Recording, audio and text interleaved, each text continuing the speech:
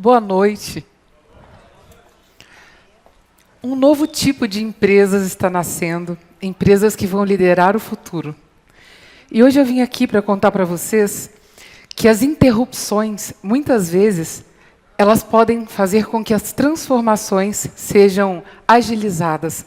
Elas podem fazer com que grandes mudanças aconteçam de forma brusca e rapidamente. E eu vou contar para vocês como uma bailarina, que eu fui, se transformou numa empresária de sucesso porque eu fui interrompida bruscamente. Quando eu tinha 3 anos de idade, eu passei na frente de uma escola de balé, eu acredito que é a minha memória mais antiga, e eu parei na porta dessa escola, eu vi umas crianças dançando ali, e eu falei para minha mãe, mãe, eu já sei o que eu vou ser quando eu crescer, eu quero ser bailarina. E eu comecei a dançar no dia seguinte, e eu nunca mais parei, até o dia em que uma coisa muito grave aconteceu comigo. E o balé se transformou numa escola de vida para mim. Eu aprendi sobre resiliência, sobre força, eu aprendi sobre disciplina, sobre excelência. E aquilo eu não sabia que no futuro seria usado pela minha vida, seria usado para me ajudar com os meus próprios desafios pessoais. Tudo aconteceu muito rápido, quando um dia eu estava diante de uma médica e ela falou, Carol, para agora, porque o que você tem é muito grave. Eu fui para a cidade da minha mãe, fui fazer um exame rápido de rotina. Eu tinha feito um exame, um ultrassom, e a médica disse para mim que o ultrassom não estava muito legal, pediu para eu repetir o exame. Na segunda-feira de manhã, eu estava voltando para casa, já estava com as malas no carro, eu tinha um compromisso. Eu passei na clínica para fazer uma ultrassonografia, e ali, naquele momento, a médica disse, Carol, você não vai viajar. Você está com um cisto de abdômen de 30 centímetros por 30, com 3 litros de líquido dentro. Eu falei, não, mas peraí, eu preciso ir embora, estou com a mala no carro, será que não dá para eu procurar um médico amanhã? Será que não dá para amanhã eu procurar uma ajuda e eu resolver isso lá? Ela falou, você não está entendendo a gravidade do problema. Você vai sair daqui agora e você vai procurar o melhor oncologista, especialista em abdômen, e ele vai te atender. E dali eu saí, fui para o hospital, e aí era aquela junta médica, sabe? Os médicos se reúnem. Alguém aqui já assistiu House? Que eles ficam ali, eles apontam para aquele quadro, eu nunca tinha visto na vida, até acontecer comigo. E eles olham e falam assim, não. Eu acho que é a bexiga está muito apertada. Não, eu acho que pode ser o estômago também está espremido. Imaginem que eu dançava balé, gente, e eu tinha a barriga chapada. Aquele cisto, ele entrou no meu abdômen e ele espremeu todos os meus órgãos. Então, os médicos não sabiam exatamente onde é que estava o problema, e mesmo fazendo vários exames, eles não conseguiam descobrir exatamente o que eu tinha. Então, um dia, o médico, depois de várias dessas avaliações horríveis, me chamou na sala e disse, Carol, você vai ter que operar. A gente vai ter que abrir seu abdômen, e a gente vai ter que fazer uma cirurgia para limpar tudo. Eu não recomendo uma punção, porque a punção ela pode esparramar líquido. E se for um cisto maligno, você vai ter um problema maior. Então, a gente vai abrir e a gente vai limpar tudo. E eu, ainda jovem, bem novinha, eu tinha 22 para 23 anos, eu perguntei 2 coisas para o médico. Eu falei, doutor, eu vou poder ter filhos? Ele disse, eu não sei. Eu não posso te responder isso agora. E a segunda pergunta minha, legítima, de uma pessoa que tem 20 e poucos anos de idade, foi, doutor, o senhor vai fazer uma cesariana em mim? Ele falou, e fique feliz. Porque se eu abrir e tiver um cisto maligno, eu vou abrir o seu abdômen daqui até aqui embaixo. Eu olhava para a cara da minha mãe estava engasgada, meu pai estava com lágrima nos olhos no dia do aniversário dele, e eu saí dali em prantos, chorando. Eu pensava, eu nunca mais vou poder ser mãe na vida, eu sempre quis ter filhos, eu nunca mais vou poder colocar um biquíni na minha vida, porque eu vou ter uma barriga parecendo um frango aberto ao meio. E o meu pai brigava comigo, ele falava, minha filha, você está preocupada com barriga, com estética, você está preocupada com criança, você pode morrer. E aí eu chorava mais. Até que chegou o dia da cirurgia, me colocaram aquela camisola, eu fui para o centro cirúrgico, sem saber o que ia acontecer comigo.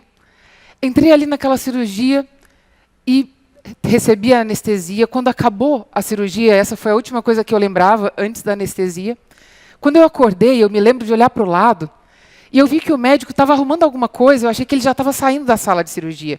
E tinha uma coisa na minha garganta, eu não sei exatamente o que era, mas tinha um tubo dentro de mim. E eu, na ânsia de falar com o médico, eu arranquei aquilo que estava dentro de mim, com toda a força, E eu fui tentar falar com o médico para descobrir o que tinha acontecido. Aí ele olhou para mim e falou assim, se acalma, tá tudo bem. Eu coloquei a mão na barriga, senti o corte, respirei fundo, aliviada. E aí foram meses de recuperação, eu não podia mais dançar, eu não podia mais fazer exercícios físicos, eu tinha que ficar andando de cadeira de rodas, carregada pelos meus pais, para entrar, para sair, para ir para a cama, para voltar. Eu fui interrompida por uma situação completamente inesperada. E aquilo me fez refletir sobre muitas coisas na minha vida e me fez mudar rapidamente. Fez com que eu parasse para pensar coisas que quando a gente é muito nova a gente não pensa, que a vida acaba, que um dia a vida tem fim. E que a gente precisa fazer alguma coisa que vale a pena com a nossa existência. Quando acontece uma situação dessa, uma experiência que você quase morre, você precisa repensar, porque ser feliz passa a ser urgente. Você começa a ter urgência pela felicidade. E aquilo ali foi o que mudou muita coisa dentro de mim e me fez começar a repensar a minha própria vida. E eu pensava que eu nunca ia descobrir uma paixão maior que o balé. Eu tive que parar de dançar ali e eu pensei que estava acabado para mim, porque eu amava aquilo com todo o meu coração. Mas eu acabei descobrindo uma outra paixão ainda maior do que o balé, que é ajudar empresas e ajudar empresários a assumirem o controle dos seus negócios, fazer com que as suas empresas crescessem. Essa paixão começou a arder dentro de mim e me fez revolucionar a minha vida. Eu era uma analista, eu deixei de ser analista numa empresa, ganhava pouco. Rapidamente eu me tornei a executiva mais jovem da empresa.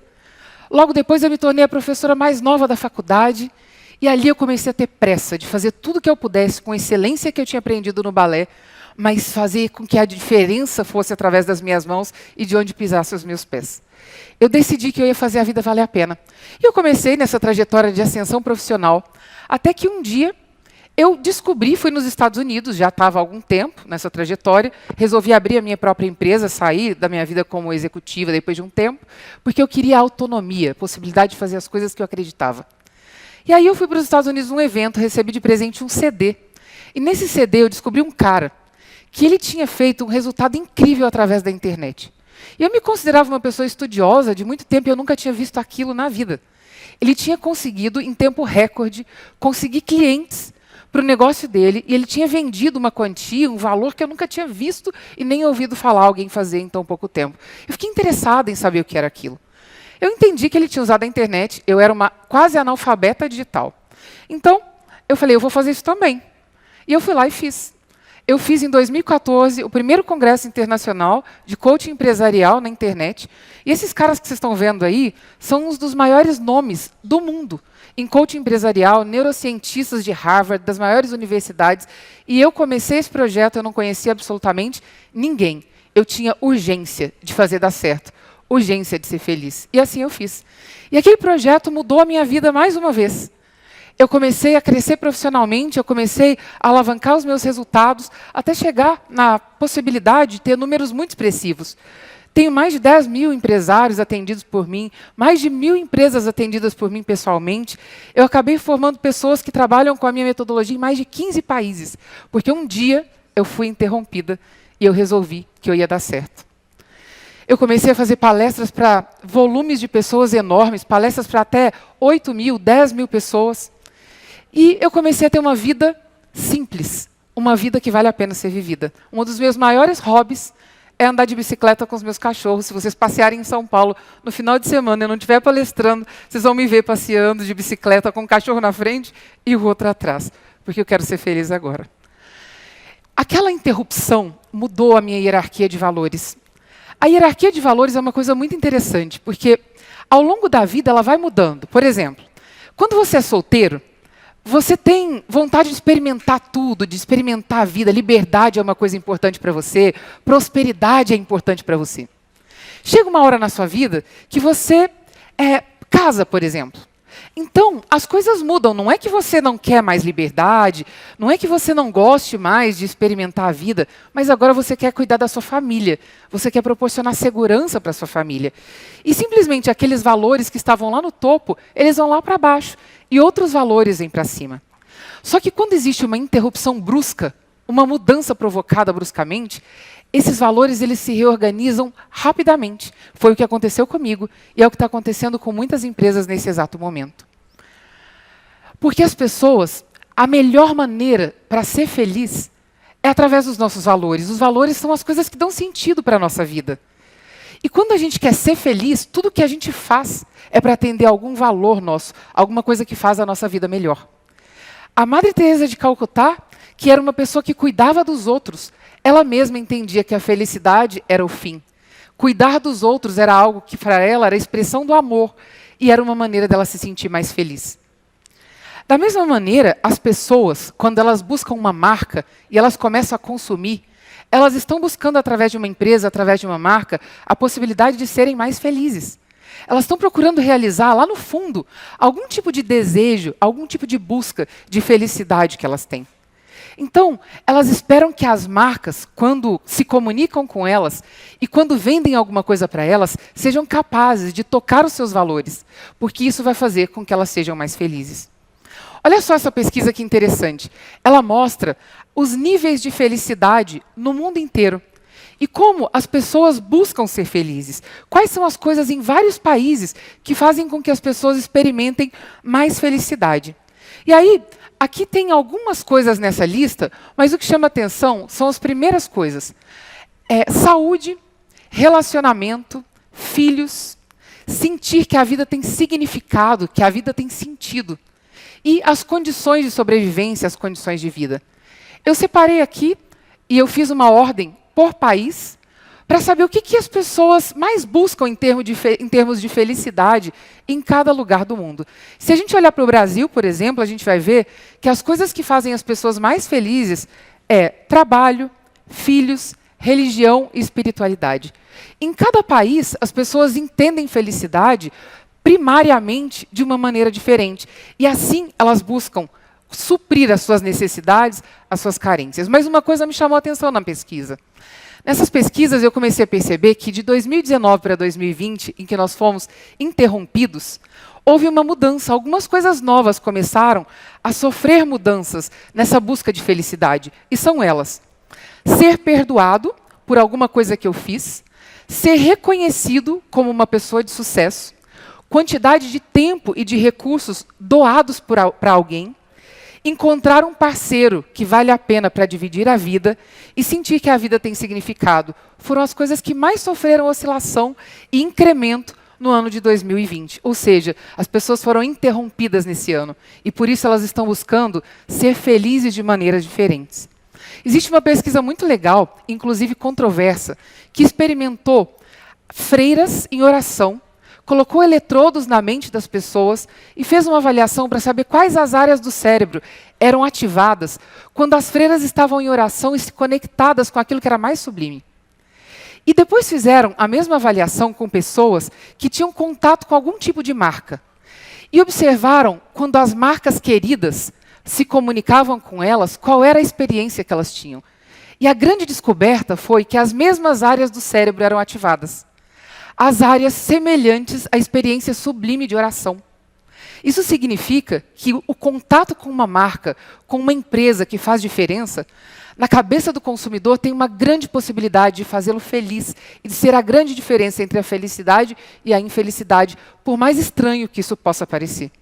Ou seja, as pessoas elas escolhem trabalhar e consumir de empresas que expressam atitudes. Nas suas atitudes, aquilo que elas gostariam de falar. E elas não sabem exatamente como fazer. E assim, as pessoas querem se expressar consumindo. E dessa forma, elas pretendem influenciar outras pessoas através do que elas consomem e daquilo que elas fazem. Quando a gente olha para marcas que a gente ama, marcas queridas, a gente se conecta com essas marcas porque a gente entende valores que essas marcas representam e que atendem também aos nossos valores, as coisas que fazem a gente feliz. A gente pode observar que as empresas que estão nascendo no momento, elas vieram de uma ruptura. A primeira ruptura aconteceu na era industrial. Na era industrial, olha só que interessante, existiam as máquinas e as pessoas trabalhavam como máquinas. A produtividade era a coisa mais importante que existia. Mas isso gerou uma ruptura, as pessoas não queriam mais trabalhar dessa forma. Então nasceram as empresas humanizadas. As empresas humanizadas colocaram as pessoas no centro de tudo e transformaram as pessoas nos melhores e nos maiores ativos das organizações. E agora a gente está experimentando e vendo nascer as empresas que são empresas elevadas. As empresas elevadas basicamente são aquelas que elas conseguem entender que pessoas e tecnologia são ativos sim, mas o maior ativo que uma marca pode ter é a capacidade de ser congruente, é de dizer alguma coisa com coerência, defender uma posição e, na prática, mostrar para o consumidor que elas são capazes de fazer aquilo, através de cada contato com a marca, com os funcionários e os colaboradores de uma empresa. Em resumo, vencer continua sendo muito importante, mas o como vencer passou a ser tão importante ou até mais importante do que conseguir a vitória através de uma determinada empresa. Na era das empresas elevadas, o sucesso está no equilíbrio de 3 forças. A primeira força é o lucro, a segunda força é o crescimento e a terceira força é a responsabilidade. A gente espera empresas equilibradas que considerem esses 3 requisitos. As empresas precisam crescer através de modelos de negócios que permitam crescimento de volume de pessoas sem elevar os custos proporcionalmente. Elas buscam lucratividade. Esse crescimento acontece por entender, e a lucratividade vem por entender mais rapidamente e melhor o que o seu consumidor precisa, quais são os valores dele que estão mudando, o que é importante para ele. E, por fim, a responsabilidade. Nós não aceitamos e não toleramos mais empresas em que os fins justifiquem os meios. Nós queremos empresas que nos representem, que falem com atitudes aquilo que a gente gostaria de dizer com palavras. Porque essa frase que foi dita no século XIX, ela poderia ter sido dita ontem. E ela diz, as suas atitudes falam tão alto que eu não consigo ouvir aquilo que você diz. Nós passamos a ter, através das empresas elevadas, uma responsabilidade. A nossa responsabilidade é, sim, de ter lucro, de crescer. Mas nós temos nas nossas mãos a possibilidade de oferecer experiências sublimes para as pessoas. Experiências que conectem as pessoas com elas mesmas e com algo muito além daquilo que elas esperam. Não é apenas a experiência do consumo, é a experiência da elevação, da possibilidade de ser melhor através daquilo que eu me expresso, com uma marca que eu escolho e uma empresa com quem eu faço negócio. Muito obrigada.